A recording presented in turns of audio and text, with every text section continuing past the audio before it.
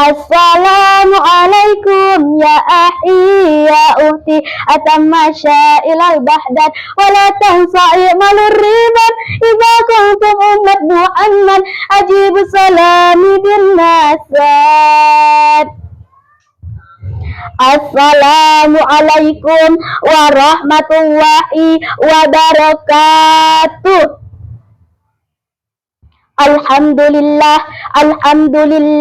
rabbil alamin.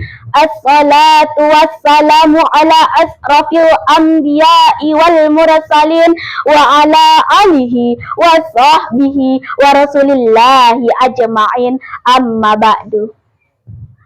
Pertama-tama dan paling utama, marilah kita panjatkan puji syukur kehadiran Allah yang Maha Ghafur, yang telah menciptakan laki-laki dan perempuan, langit dan bumi, siang dan malam, aku dan kamu. Salawat serta salam semoga selalu tercurahkan kepada seorang tokoh revolusioner, seorang direktur tanpa berdasi, seorang guru tanpa sertifikasi. Beliau adalah sang kekasih Allah bertitel Habibullah, tak lain dan tak bukan, beliau adalah Habibana wa Nabiyana Sayyidina Muhammad Sallallahu Alaihi Wasallam, yang telah membawa umatnya dari zaman jahiliyah ke zaman Islamnya, dari zaman kebodohan ke zaman yang penuh dengan ilmu pengetahuan, dari zaman Utsman bin Affan ke zaman para penonton yang tampan dan cantik rupawan. Alhamdulillah.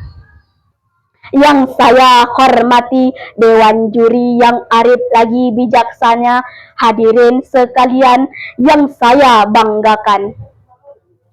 Pada kesempatan kali ini, izinkan saya membawakan sebuah pidato yang berjudul Kemuliaan Akhlak Rasulullah Sallallahu Alaihi Wasallam.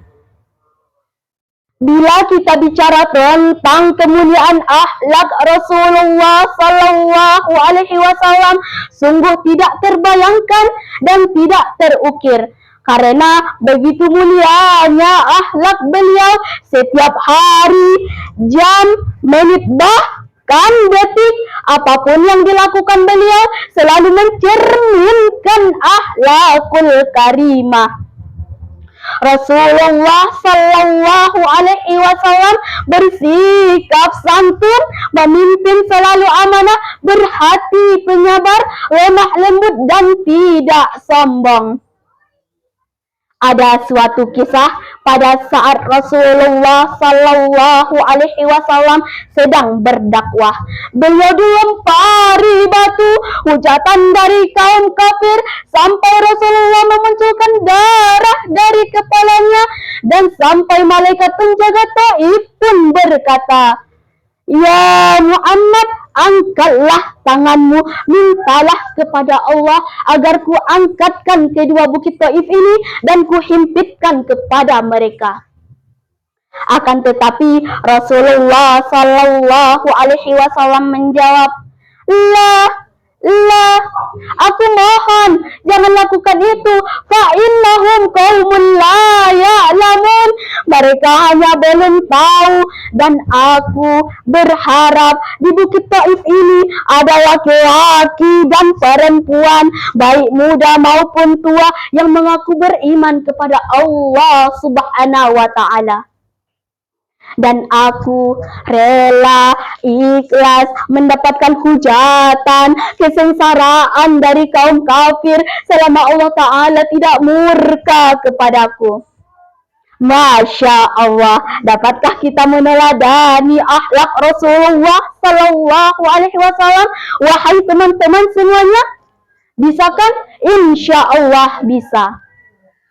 Maka dari itu Allah Subhanahu wa Ta'ala berfirman dalam surah Al-Qalam ayat 4 yang berbunyi, Bismillahirrahmanirrahim. Wa innaka la'ala khuluqin azim. yang artinya sesungguhnya engkau benar-benar berbudi pekerti yang luhur. Hadirin rahimakumullah, Rasulullah Shallallahu Alaihi Wasallam adalah salah satu nabi yang amat cinta kepada umatnya. Hal ini terbukti ketika pada sakratul maut kata-kata yang keluar dari mulutnya Rasulullah Shallallahu Alaihi Wasallam adalah ummati, ummati, ummati, umatku, umatku, umatku. Dan kita bakal ke surga Allah Subhanahu wa taala. Rasulullah Sallallahu Alaihi Wasallam belum bisa merasakan tenang dan masih bertanya kepada malaikat Jibril, "Ya Jibril, bagaimana nantinya nasib umatku?" Allah Subhanahu wa taala mengabarkan melalui malaikat Jibril, "Ya Muhammad, bahwasanya Allah Subhanahu wa taala mengharamkan surga buat seorang pun yang memasukinya sebelum engkau dan umatmu terlebih dahulu memasukinya." Tidak cukup itu saja hadirin.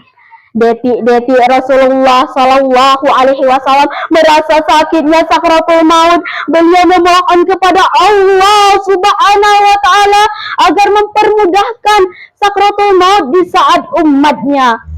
Dan Rasulullah Shallallahu Alaihi Wasallam memohon kepada Allah Subhanahu Wa Taala agar rasa sakit pada sakratul maut ditimpakan saja kepada dirinya.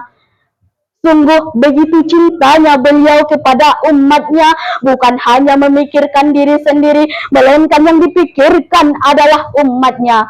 Maka kita sebagai umat Rasulullah Sallallahu Alaihi Wasallam, kita ikuti titah-titahnya, saling mencintai, saling menyayangi umat manusia dalam kehidupan sehari-hari. Sampai di sini dulu pidato yang saya sampaikan. Salah dan janggal saya mohon dimaafkan. Wabillahi taufiq wal hidayah.